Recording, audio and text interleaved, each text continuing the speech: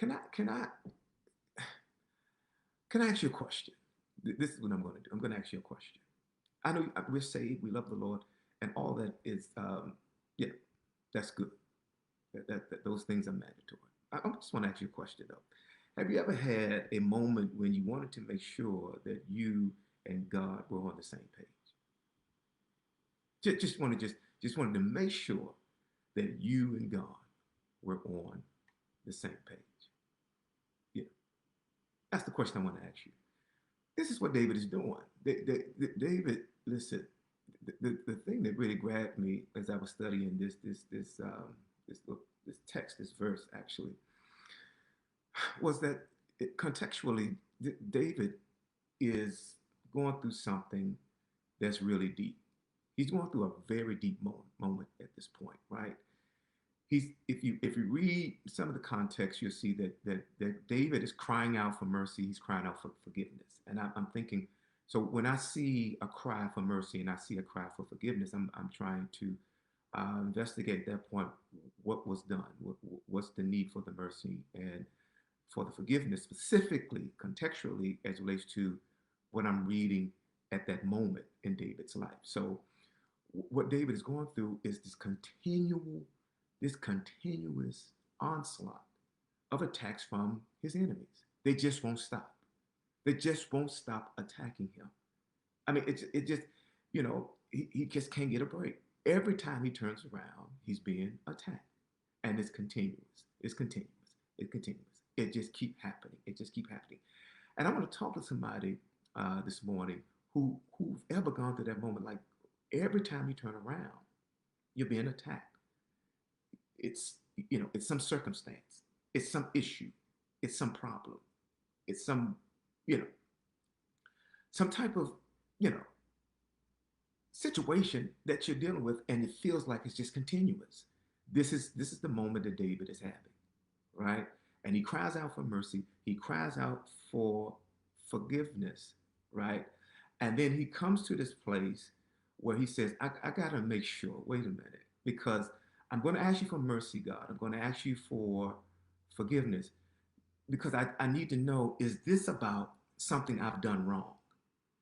And if I've done something wrong and I need to ask you for mercy and I need to ask you for forgiveness to stop this, okay, then here I am.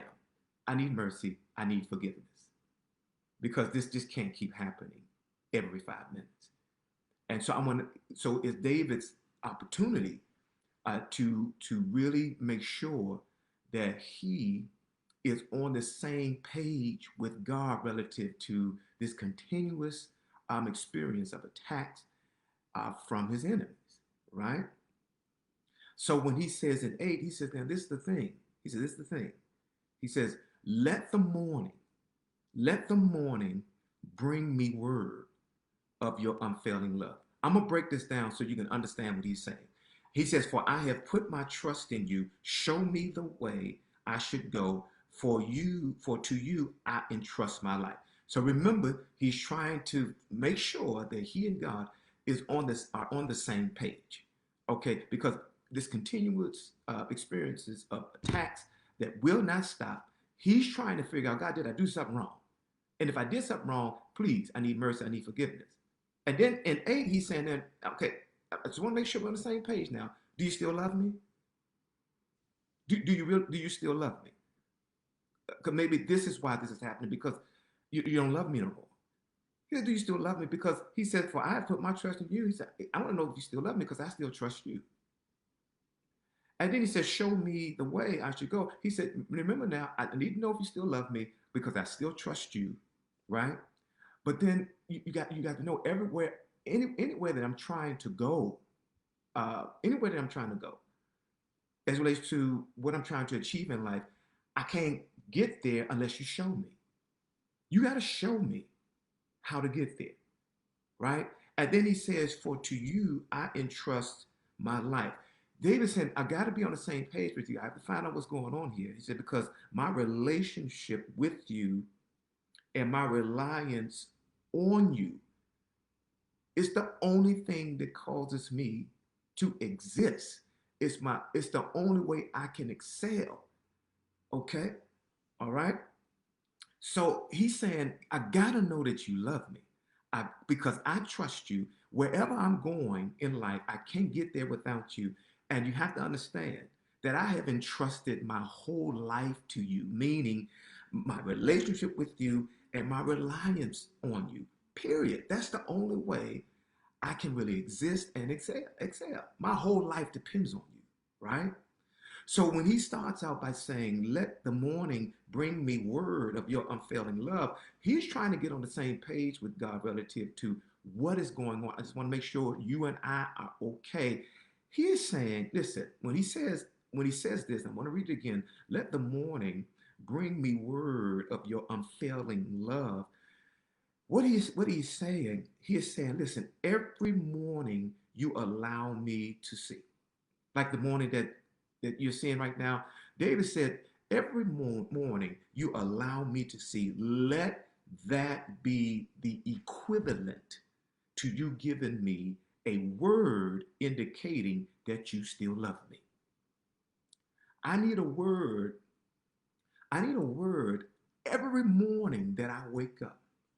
All right. That's the equivalent to you giving me some indication that you still love me. And if I've done something wrong, forgive me. Give me mercy. But I got to know, I'm just making sure that it's not the fact that you don't love me that these things are happening. If I can just figure out that this has nothing to do with the lack of love, I'm good, but I need a word. Every time I get up, I need to know that that's an indication that you still love me. So I don't know who's going through what this morning. And it looks like everything that you're going through is just continuous. Attacks, circumstances, situations. God says the fact that I woke you up this morning, I'm sending you a word indicating to you that nothing that you have done has caused my love to dissipate toward you. You see. And this is what David needed. God, I know I messed up, but I got to know that you still love me. I don't know if I did something wrong, but I got to know that you still love me. I don't know if, where did I, if I offended you, but I got to know that you still love me. I know if I didn't cross every T, didn't dot every I got to know that you still love me. And that what I'm going through has nothing to do with you not loving me. It has nothing to do with the failure of your love towards me. And this is what I'm trying to convey to all my listeners on YCB, all those who are viewing and listening to me on Facebook Live. Nothing that you have done, nothing that you have done, nothing that you are going through right now has anything to do with God's love failing towards you or the failure of his love towards you. He still loves you. He still loves you with an unfailing love. And this is your word early in the morning. He said, I need a morning word. I need a word that's equivalent to you telling me that what I'm going through has nothing to do with your love failing towards me. You see, so here's your confirmation. The fact that he woke you up this morning, that's an indication that he still loves you. Oh, yeah. Oh, yeah. He still loves you. Because what David was saying, listen, David says, listen, the reason why I need to know this is because I still trust you. I trust you. And I'm going through something tragic, but I still trust you. I'm going through something terrible, but I still trust you. You slay me, I'm going to trust you. I mean, it's just a horrible time in my life, and it seems like it won't stop. But I trust you. Being attacked, being ridiculed, emotions all over the place, but I still trust you. And the reason why I need to know that you still love me, because it's pointless to trust a God who doesn't love me anymore. Which I had somebody in. It really doesn't make sense for you to trust anybody who doesn't love you anymore. And sometimes you feel like you're not being loved by an individual who doesn't love you anymore based on how they treat you. You ever had somebody who at one point, they loved you and they treated you like they loved you, and all of a sudden that treatment changed, and you had to, you know, make an effort to really find out like what's going on. Did I do something wrong? Did I say something wrong? The most amazing thing, the most difficult thing to deal with is when somebody's treatment changed towards you, and you're trying to figure out what did I do? What did I do? Because most times when people are when their love and their care is dissipating towards you, the, and you don't know why, the first thing you start thinking is, I must have done something wrong. Because sometimes the people who demonstrate that kind of action towards you are not mature enough to pick up the phone and call you and say, hey, I love you, but you did. I care, but I didn't appreciate. They don't do that, but they show it through uh, altering their treatment towards you. And this is the moment that David is in. He's got, if you are allowing this continual, these are continuous attacks and turmoil in my life, I didn't know, did I do something? Did I do something wrong? And if that's the case, forgive me. I need your mercy. But at the same time, I got to know that you still love me, because I can't keep trusting in someone who doesn't love me no more. You see, and that's the thing that I want my listeners to understand, that you can't keep trusting in no one who does not love you anymore. And you can't make people love you. You can't make people like you. You see, you pray that people are just mature enough, to have a talk with you instead of changing their treatment towards you to the extent that you feel like, wait a minute, I'm just making sure, wait a minute, are we still friends? Are we still tight? Are we good? And it's through treatment. It's through treatment. When all it takes is a talk, so you guys can get on the same page. And this is David's endeavor, to get on the same page with God. He said, because I can't do nothing without you. Listen, it's no use me trying to go anywhere, because I can't get there if you don't show me.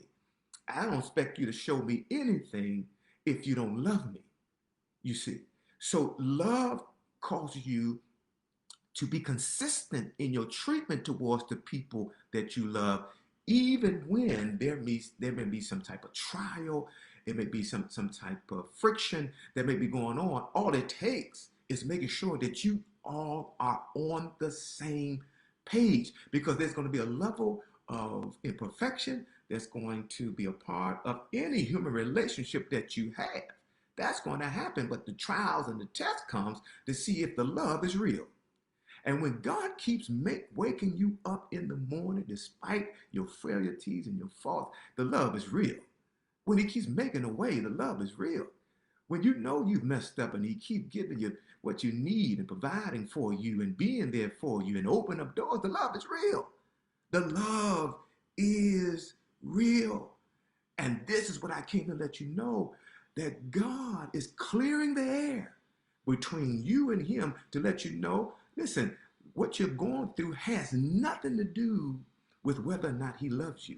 The reason why you're surviving it and the reason why you keep waking up every morning is because he's trying to make you understand that his love will never fail you.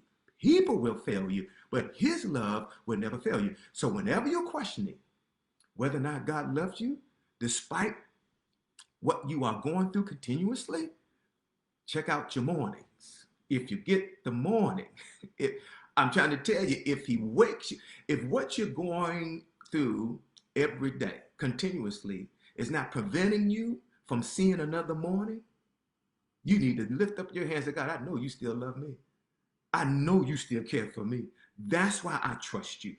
That's why I rely on you. That's why my relationship with you is very, very vital, because I know that this stuff that I'm going through continuously, it should have, nowhere in the world I should still be here. Nowhere in the world I should be surviving that.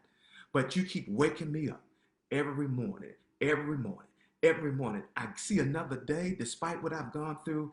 That's an indication. I'm telling you, the Lord God says, that's an indication that I have not stopped loving you. I still love you. Keep trusting me. You're going to get to where you're going because I'm going to show you how to get there. Keep your relationship tight with me. Rely on me because I know your life is in my hand. I know your future is in my hand. I know your destiny is in my hand. And I want to assure you, I know you're praying and I know you're talking to me to make sure that I still love you. Well, let me confirm to you that I still love you. I want you to be assured that I still love you. Look around and see this new morning I've given you. Look around and see the roof that's over your head. Check out your body. You got clothes on your body and you got food in your refrigerator. Everything is not fixed. But whenever you get a little doubtful as to, and you need to make sure that we are on the same page, check out every day I've given you for all the time you have existed. We got to clear the air. We got to clear the air because I'm still your God. I still love you. You can trust me because I'm going to take you where you want to go. I'm going to take you where you need to be. I'm going to make sure you get there because I'm going to show you how to get there because I understand that you have given me your life and I will not be careless. I will not be careless. I will love you with an everlasting love. There's nothing that you can do that would make me fall out of love with you. I woke you up this morning because I still love you. And anybody who's listening to me this morning, you're just trying to make sure that God still loves you. Can I answer that for you? Yes, he does. You know why? Because this word that you're listening to right now is the equivalent. It's the equivalent to God indicating to you that he still loves you. And we've been through so much within the last 5 months. Gone through stuff it's almost hard to talk about without shedding a tear. But God says, I want to clear the air with you. I want to clear the air with you, and I want to make sure that you know that we're still on the same page. God says, as long as you stay in the word, we will always be on the same page. 301-200-1615. Somebody need to clear the air with God. He still loves you. Still keep trusting. It's going to take you where you need to go. Keep relying on him. The relationship is still tight. He still loves you. Call right now for prayer. 301-200-1615. God bless you. I'll talk to you next week. All right. We had to clear the air. See, before we go into this series on tomorrow, I want you to know that what you are going through, and it feels like it's just continuous, like it's like every day is something. And have you ever had this moment? Say, wait a minute, God. Wait a minute. What? I'm just making sure. I got to make sure that I did I do anything? If I did, just give me some mercy. Forgive me, because this got to stop. Every day is something. Every time I turn around, it's something. Let's clear the air. Let's clear the air, God. Is it? That's how David felt. He said, this thing is. I got to make sure that God and we good. We got. I love all of my human relationships, but this one right here, I had to make sure we tight. I got to make sure that we good. You see, I have to make sure we're on the same page. You see, and David said, "Listen, this is the thing. I got to know you still love me. I got to know that. Because that's how I feel. I feel like maybe you don't love me no more. Let me ask somebody this. Have you ever had a moment? Maybe it's just, well, let me just put it out here. Have you ever felt like God, I feel like you love me. Do you really love me, God? Have you stopped? Do you really love me? Because if you do, this is a weird way of expressing it. I expect you. There's some things I expected you to do that you didn't do. Like I prayed. I fasted. I relied on you, and it didn't turn out the way that I thought it was going to turn out. And my question is, God, do you still love me? I want to ask somebody before I let you go. Have you ever had one of those moments, God, that you still love me? My goodness. For real, you let all this, do you still love me? I'm just trying to make sure. I'm just trying to make sure. I'm just trying to make sure. Do you still love me? Do you see what's happened? Do you see what has happened to me, my family, my economics, my finances, I mean, do you see what's happening in this world? I mean, that I'm being impacted by, do you still love me? Do you still love? Have you ever had to ask somebody that? Let's broaden our comments. Have you ever had do you still, I mean, have you ever had to question somebody's love for you based on what you were experiencing treatment-wise by them? You know, it makes you question, like, man, you can't love me. No way. No way. No way. The way you treat me, no way. And that's the moment. That's a moment. See, relationships, you know, you know, sometimes in relationships you have those moments. Not just a relationship with people, but your relationship with God. When you know this, let me tell you why. Let me tell you why I'm here this one. Because God can do anything, right? God can do anything. If you can do anything, then why? What's the problem? God, if you can do anything, what's the problem? Like, I don't. What's the problem? Like, you can do anything, right? What's the problem? Why am I still going through this? Why, if you can do anything, why did you allow that to happen? If you can do anything, you know, what's up with this continuous experience with attacks and circumstances every 5 minutes? If you can do anything, please do everything for me. Please do everything for me. That means you could have done it. That's the problem. I know you could have done it, but you didn't do it. And I'm just trying to make sure, do you still love me? What's up? Because I'm still trusting you. And God said, tell my people this morning. Tell my people this morning that whenever they want to be assured that I love them, it's not going to be that I'm going to do everything they ask me to do. But the one thing that they can always look to confirm whether or not I love them is when they get up in the morning. And despite of what they've gone through, I've allowed them to see a brand new morning.